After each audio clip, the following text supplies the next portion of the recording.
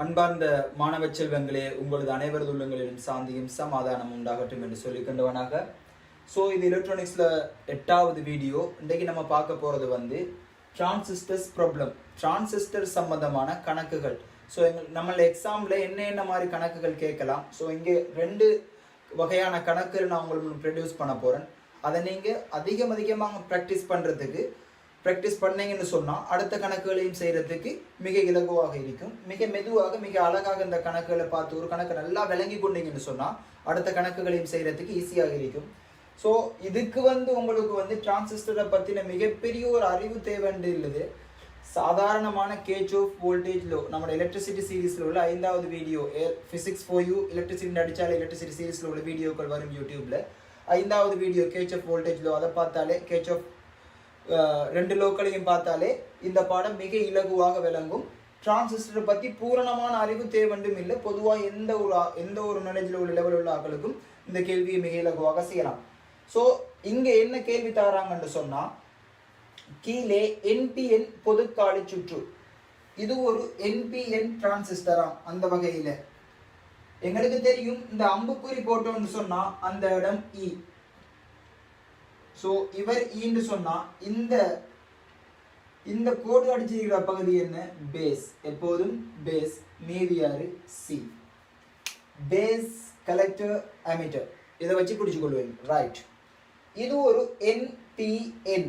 NP என்று சொன்னா இதுவும் என், இது பி. ஏன்னு சொன்னா 2 எண்ணுக்கு நடுவுல பி இணைக்கப்பட்டிருக்கும். நடுவுல கொடுக்கிறது நம்ம பேஸ். ஸோ ஆக இவர் பி வகை, இவர் என் வகை, இவர் என் வகை. ரைட். இவ்வளதையும் குறிச்சு கொண்டேன். என்பிஎன் பொதுக்காலி சுற்று. சுற்றுகளை பொறுத்தவரை 3 வகையான சுற்றுக்கள் இருக்குது. ஒன்று பொது பாதம், அல்லது பொது காலி, அல்லது பொது சேகரிப்பார்.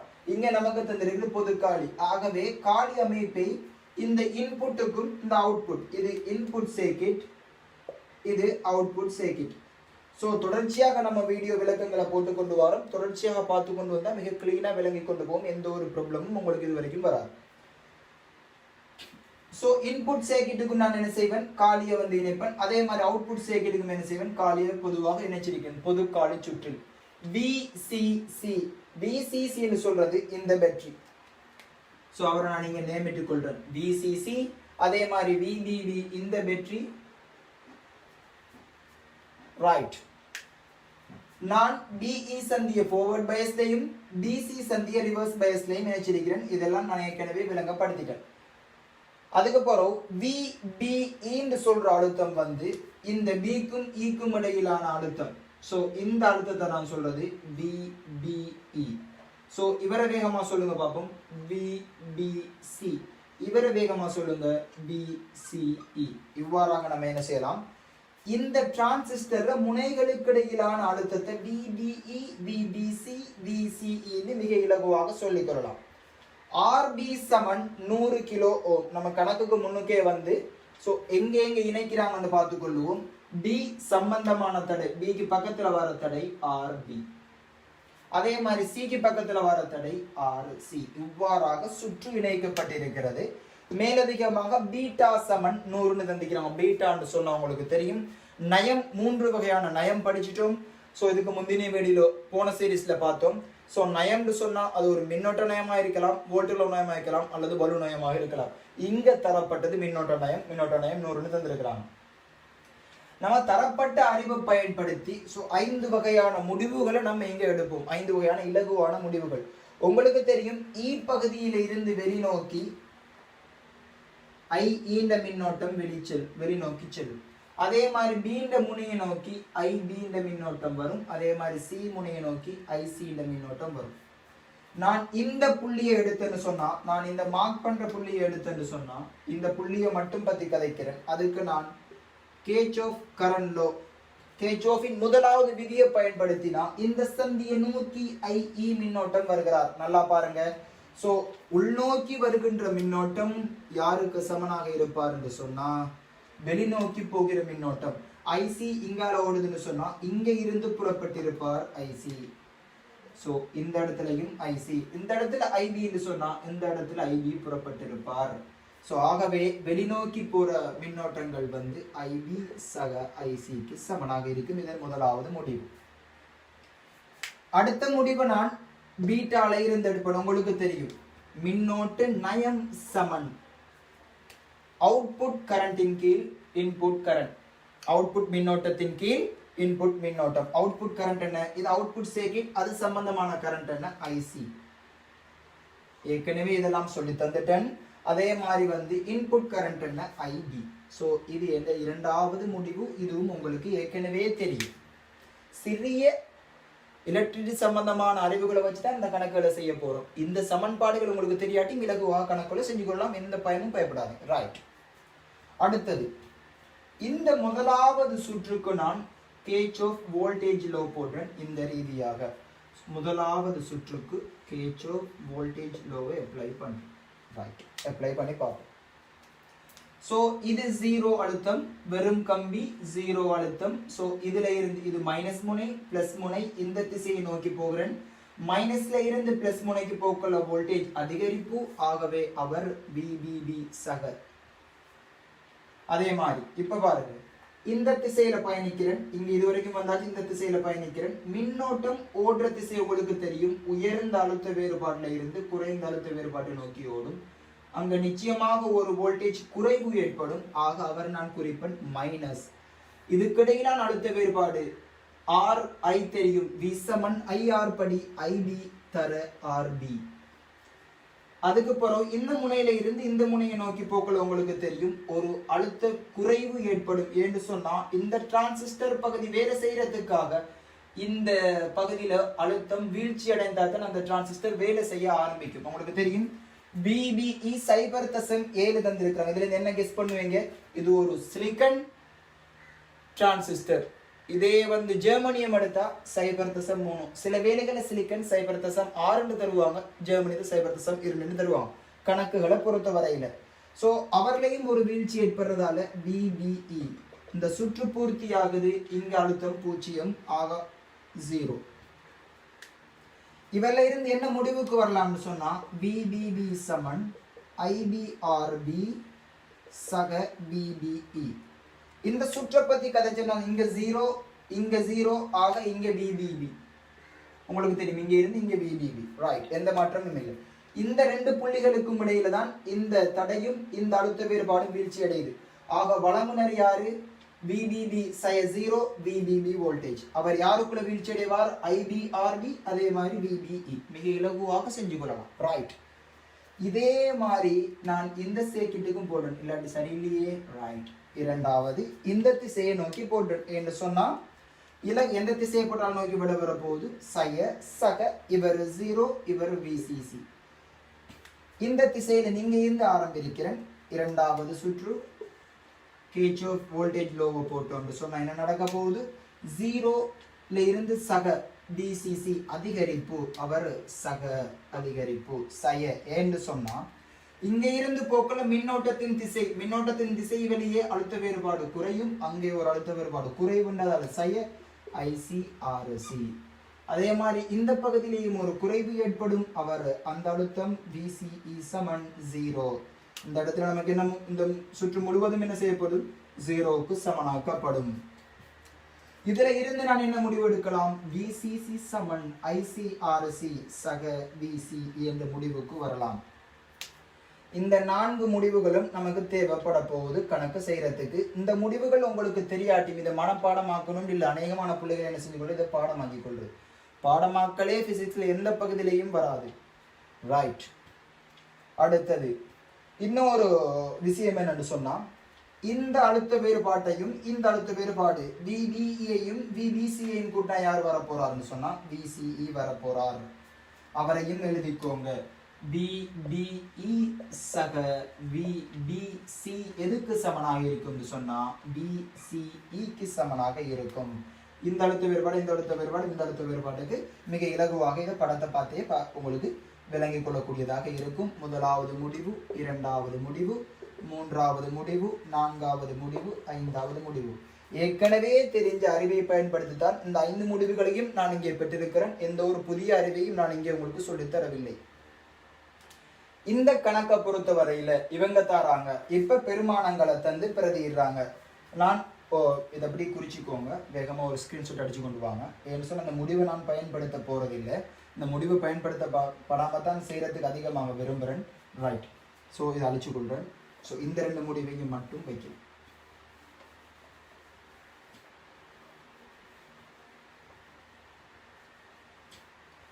இங்க பாருங்க, இப்ப வந்து இதெல்லாம் அழிச்சு கொண்டு வருவோம்.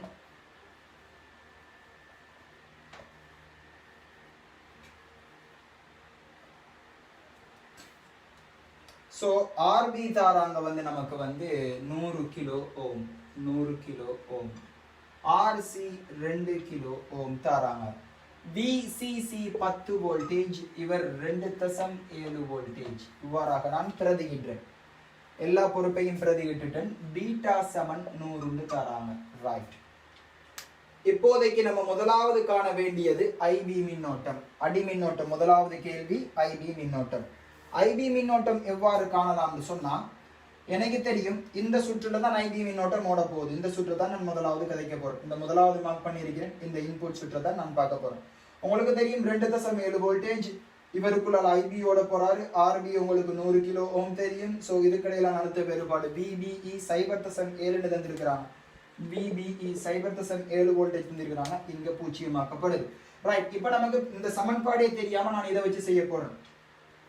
முதலாவது சுற்றுக்கு கிர்ச்சாஃப் வோல்டேஜ் லோ போட்டுன்னு சொன்னா என்ன நடக்கும்? ஸோ இங்க இருந்து ஸ்டார்ட் பண்றேன், இங்கேருந்து ஸ்டார்ட் பண்ணா சையிலிருந்து சக ஒரு அதிகரிப்பு 2.7 வோல்டேஜ்.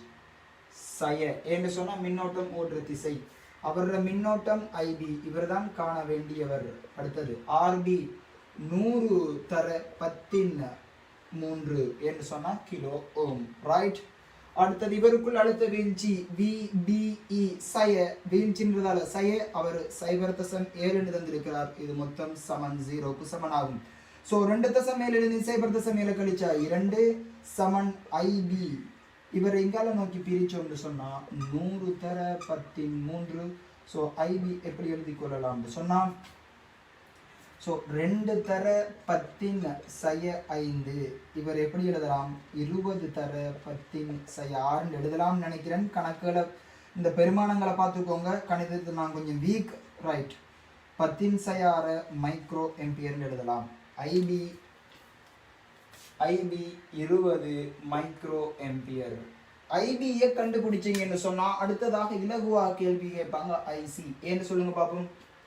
பீட்டா சமன் ஐசி ஓவர் ஐபியில இருந்து, பீட்டா சமன் ஐசி ஓவர் ஐபியில இருந்து ஐசி சமன் எவ்வாறு எழுதலாம்? Beta into IP. பீட்டா நமக்கு 100, ஏற்கனவே ஐபியை கண்டோம் 20 மைக்ரோ எம்பியர் தர 100 2000 மைக்ரோ எம்பியர். இவர் எப்படி எழுதலாம்னு சொன்னா 2 மில்லி எம்பியர்னு எழுதலாம்னு நினைக்கிறேன். ரைட், பார்த்துக்கோங்க, நீங்க விடைகளை செக் பண்ணிக்கோங்க. விடைகள் எங்களது பகுதி அல்ல. 2 மில்லி எம்பியர். இதுல இருந்து என்ன செய்யலாம்? ஐபி தெரியும், ஐசி தெரியும். 5வது கேள்வியை பாருங்க. காலி மின்னோட்டம், காலி மின்னோட்டம், காலி மின்னோட்டம் ஐஇ. காலி மின்னோட்டம் எதிலே இருந்து கொடுப்போம்? காலி மின்னோட்டம் அடி மின்னோட்டம் சக சேகரிப்பான் மின்னோட்டம். ஆக இதுல இருந்து மிக இலகுவாக என்ன செய்வீங்க? இது இரண்டையும் கூட்டி ஐஇயை காணலாம். ஸோ ஐஇயை நான் காண விரும்பையில் நீங்க மிக இலகுவாக கண்டுவோங்க. ஒரே அலகுல காண்றது மிக இலகுவாக இருக்கும். ஸோ இதையும் மைக்ரோ எம்பியருக்கு மாற்றி ஐஇயை காண்றது இலகுவாக இருக்கும். நான் விசிஇ அழுத்தம் என்ற பகுதிக்கு வாரன். விசி அழுத்தம் யார் சம்பந்தப்பட்டவர்? 2வது சுற்று சம்பந்தப்பட்டவர். 2வது சுற்றுக்கு நான் தொடர்பின்றி கேவிஎல் வோல்டேஜ் அதே திசையில போட்டுறேன். கிர்ச்சாஃப் வோல்டேஜ் லோவ போட்டுன்னு சொன்னா என்ன நடக்க போகுது? இங்க இருந்து ஸ்டார்ட் பண்ண போறேன். ஸோ சய டு சக அதிகரிப்பு 10 வோல்டேஜ். மின்னோட்டம் ஓடுற திசை சய. ஐசி உங்களுக்கு தெரியும் 2 மில்லி எம்பியர் 2 தர 10 சய 3. ஆர்சி 2 தர 10 3 கிலோ ஓம். இவருக்கு அழுத்த வீழ்ச்சி விசிஇ சமன் 0க்கு சமனாகும். இருந்து 10 2 தர 2 சய 4 சய விசிஇ சமன் 0. ஆக இதிலிருந்து விசி வரப்போகுது 6 வோல்டேஜ். ஸோ ஒன்ஸ் விசிஇ எடுத்துட்டீங்க, விசிஇ எடுத்தீங்கன்னா அடுத்த கேள்வியை பாருங்க, விசிபி அழுத்தம். நம்ம ஏற்கனவே பார்த்துட்டோம், விசிஇ சமன் இவர் யாருக்கு சமனாவார்னு சொன்னா விபிஇ பிளஸ் விசிபிக்கு சமனாக இருப்பார். ஏற்கனவே பார்த்துட்டோம். இவர பெருமானம் என்ன? 6 வோல்டேஜ். இவர பெருமானம் 0.7, இவர் விசிபி ஆக இவர் என்ன பெருமானம் வரணும்? 5.3 வோல்டேஜ் வரணும். இதுல இருந்து எடுத்துக்கொள்வீங்க. ஸோ இந்த கணக்கை வந்து ஈஸியாக செஞ்சு கொள்வீங்க. ரைட். இப்போ நான் என்ன செய்கிறேன், இதே ஒரு கணக்கு என்ன செய்வாங்கன்னா சின்ன ஒரு ஸ்மால் சேஞ்சோட தருவாங்க. ஸோ நிறைய பேர் குழம்பி போயிடுவீங்க. நான் என்ன செய்வேன், இந்த கம்பியை தூக்குறேன், இந்த கம்பி அப்படியே தூக்கி இந்த வோல்டேஜ் சோர்ஸையும் தூக்கி இந்த இடத்துல கொடுக்குறேன். இந்த இடத்துல 2.7 வோல்டேஜ் கொடுக்குறேன். ரைட். அதே மாதிரி இந்த கம்பி இருக்குதானே, இந்த கம்பியை தூக்கும் அப்படியே இந்த வோல்டேஜ் சோர்ஸை எங்கே கொடுக்குறேன், இங்கே கொடுக்குறேன். ரைட். எந்த ஒரு மாற்றம் இல்லை, இதுவும் அதே சேர்க்கை தான், அதே தொடர்புகள் தான். இப்போ இங்கே விசிசி 10 வோல்டேஜ் கொடுக்கும். இப்பயுமே என்ன செய்வீங்க, இந்த சேர்க்கிட்ட கண்டோம்னா நிறைய பிள்ளைகள் குழம்புறது. ஏற்கனவே நம்ம ஒன்று படித்தோம், ஒன்று கேட்டு இருக்கிறாங்க, எந்த ஒரு மாற்றமும் இல்லை, அதே கேள்வி அதே பேட்டர்ன். ஸோ 2.7 ஐபிஆர்பி மைனஸ், அதே மாதிரி விபிஇ மைனஸ் 0. ரைட். அதே மாதிரி விசிசி 10 மைனஸ் ஐசிஆர்சி விசிஇ. இந்த தொடர்புகளை வச்சு இதே கணக்கு தான், இதே பேட்டர்ன் தான் இந்த இதையும் செய்வீங்க. இதை நீங்கள் என்ன செய்யுங்க, நீங்கள் வீட்டில் இதை செஞ்சு பாருங்கள். செஞ்சு பார்த்து இதே விட வருதான்னு செக் பண்ணீங்கன்னு சொன்னால் சரியாக இருக்கும். நான் இந்த பெருமானத்தையும் மாற்றலை இதில், இது இந்த கணக்கை நீங்கள் செஞ்சு பாருங்கள். ரைட். ரைட். இது நம்மளோட இரண்டாவது கேள்வி. இங்கே பாருங்க. ஸோ ஒரு என்பிஎன் வகை பொதுக்காடு சுற்று ஒன்று இங்கே உருவில் கீழே தரப்பட்டுள்ளது. ஆர்சி தடைகளை ஒரு சோர்ஸ் முதல் விசிசி 12 வோல்ட்டுக்கு இணைக்கப்பட்டுள்ளது. ஐசி சமன் 2 மில்லி ஆம்பியர், மின்னோட்ட நயம் பீட்டா சமன் 100 எனின் ஐபி ஆர்பி மற்றும் ஆர்சி என்பவற்றை துணிக என்று சொல்லி ஒரு சர்க்யூட் தரான். ஸோ நம்ம ஏற்கனவே செஞ்சது little bit different here. Right. அந்த சர்க்யூட்டை பொறுத்தவரையில நம்ம இன்புட் சர்க்யூட்டையும் அவுட்புட் சர்க்யூட்டையும் வேற வேற பேட்டரி சோர்ஸுக்கு கொடுத்திருந்தோம். போய் பாருங்க. நான் இங்க என்ன செய்யறேன்னு சொன்னா, 2 பகுதியையும் ஒரே சோர்ஸுக்கு கொடுக்குறேன், ஒரே பேட்டரி.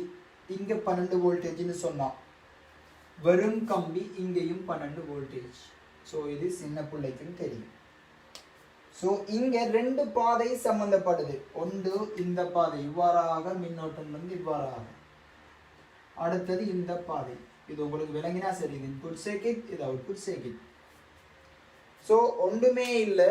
அங்கே நம்ம எதை யூஸ் பண்ணோமோ, Kirchhoff voltage law, Kirchhoff current law, அதைத்தான் நம்ம இங்கேயும் யூஸ் பண்ண போகிறோம். எந்த மாற்றங்களும் இல்லை. வேகமாக சொல்லி கொண்டு வாங்க. ஸோ ஐஇ வெளிநோக்கி போகும், அதே நேரம் ஐபி ஐசி உள்நோக்கி போகும். இங்கே ஐபின்னு சொன்னால் இந்த இடத்துல யாரு? ஐபி. இந்த இடத்துல யாரு? ஐசி. ரைட். ஐசி இப்படி வருது. முதலாவது முடிவை சொல்லுங்க எனக்கு வேகமா. ஐஇ சமன் ஐபி சக ஐசி, கேச்ஆஃப் கரண்ட் லோ. அதே நேரம் பீட்டா சமன் ஐசி ஓவர் ஐபி. எந்த ஒரு மாற்றமும் இல்லை. இது 2.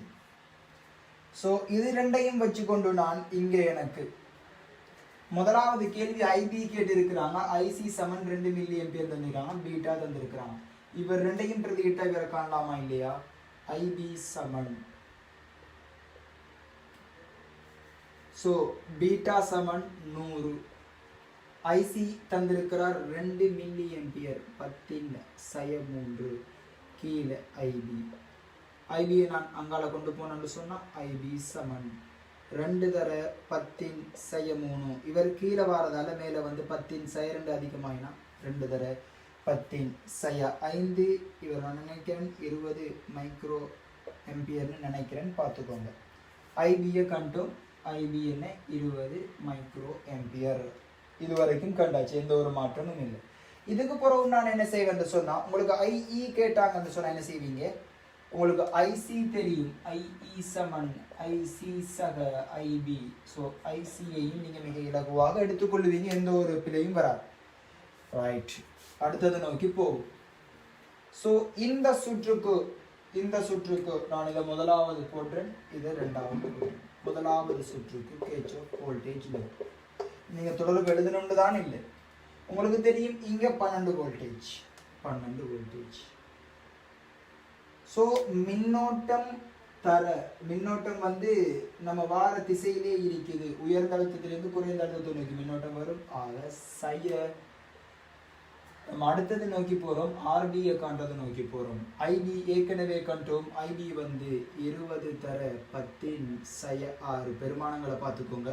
நான் இங்க பெருமானத்தை விட கணக்க விளங்கப்படுத்துறதுல தான் மும்முரமாக இருக்கிறேன். ஆர்பி இதுக்கிடையிலான அழுத்த வேறுபாடு யாரு? விபிஇ. நமக்கு இந்த கணக்குல சொல்லியிருக்கிறாங்க, தரவா தந்திருக்கணும். நான் விபிஇ சமன் 0.7 வச்சுக்கொள்ளுவோமே. 0.7 சிலிக்கன் எடுக்கிறேன் நான். ஸோ அவர் 0.7 வீழ்ச்சி இவர் யாருக்கு சமனாக இருப்பார்? 0க்கு சமனாக இருப்பார். இவர் ஒரு மூடிய சுற்று. இதுல இருந்து நீங்க என்ன செஞ்சு கொள்ளுவீங்க? இந்த தொடர்புல இருந்து ஆர்பியை கண்டுகொள்ளுவீங்க. ஆர்பியை காண்றதுக்கு வந்து 12ல இருந்து 0.7 கழிச்சா 11.3 நினைக்கிறேன். ஸோ ஆர்பி சமன் 11.3 கீழ் 20 தர 10/6. இதுல இருந்து நீங்க பெருமானத்தை கண்டுகொள்ளுவீங்க. ஸோ 10/5 ஆகி 11.3 2ஆல பிரிச்சிங்கன்னு சொன்னா உங்களுக்கு ஒரு பெருமானம் வரப்போகுது. அதுல எந்த ஒரு கிலோ ஓம்ல ஆர்பி விட வரப்போகுது. நீங்க இந்த விடையை எடுத்துக்கோங்க. ரைட். அதே ரைட். ஆர்பியை இதுல இருந்து கண்டுபிடிச்சு கொள்ளுவீங்க. ஆர்பிக்கான விடையை நீங்க கண்டுகொள்ளுங்க. நான் இப்ப ஆர்சிக்கான விடையை நோக்கி நகர்றேன். ஆர்சிக்கான விடையை நோக்கி நகர்ற நேரம், ஆர்சி சுற்று இந்த சுற்று இரண்டாவது நம்பருக்கு KVL யூஸ் பண்ணணும்னு சொன்னா, அதுக்கு முன்னுக்கு நான் இங்க ஒரு சின்ன தரவுகளை குறிச்சு கொண்டு வரேன். VCE உங்களுக்கு தந்திருக்கிறாங்க 6 வோல்டேஜ். அதே மாதிரி VBE 0.7 வோல்டேஜ். இது ஏற்கனவே கணக்கு பயன்படுத்திட்டோம். இப்போ இதை பயன்படுத்த போறோம். உங்களுக்கு தெரியும் இதுல கிர்ச்சாஃப் வோல்டேஜ் லோ 12 IC உங்களுக்கு தெரியும் 2 மில்லி ஆம்பியர் தர 6C இவர பெருமானம் 6 0. இதுல இருந்து நீங்க என்ன சொல்லுவீங்க? ஆர்சியோட பெருமானத்தை மிக இலகுவாக கண்டுகொள்வீங்க. இதுதான் நம்மளோட கேள்வி டைப். மிக இலகுவாக என்ன செஞ்சு கொள்ளலாம்? இதை செஞ்சு கொள்ளலாம். ஸோ இதுக்கான விடைகள் நீங்கள் ஃபைனல் விடைகளை தேடிக்கோங்க. நான் டைம் கன்சிடரிங்கில் தான் நான் மேலதிகமாக சுருக்கதில்லை. நீங்கள் என்ன செய்யுங்க? இந்த 2 கேள்விகளையும் அடிப்படையாக வைத்துக்கொண்டு பெருமானங்களை மாற்றி பார்த்து, சேக்கிட்ட கொஞ்சம் மாற்றி பார்த்து நீங்கள் அதிகம் செஞ்சு பாருங்கள். நீங்கள் ஒவ்வொன்றையும் சொல்லி பார்த்தீங்கன்னு சொன்னால் மிக இலகுவாக விட வரப்போகுது. இதில் எந்த ஒரு மாற்றமும் வராது. மிக இலகுவாக இங்கே விட வரப்போகுது. ஆக நீங்கள் இதை செய்யுங்க, திருப்பி செஞ்சு பாருங்க. இந்த கேள்விகளை செஞ்சு கொண்டு நல்லாக கடந்த கால வினாக்களில் உள்ள கேள்விகளை நீங்கள் ப்ராக்டிஸ் பண்ணீங்கன்னு சொன்னால் மிக இலகுவாக உங்களுக்கு இந்த பாடம் கிளியராக விளங்கும். டிரான்சிஸ்டரை பற்றின அறிவு மட்டும்தான் இருந்து இந்த பாடம் செய்யணுன்றதே இல்லை. சாதாரண கிர்ச்சாஃப் வோல்டேஜ் லோவே போதும். இதுதான் இன்றைய நோக்கம். நீங்கள் பாடத்தில் இது விளங்கப்படுத்துறதுக்கான நோக்கம் இதுதான்.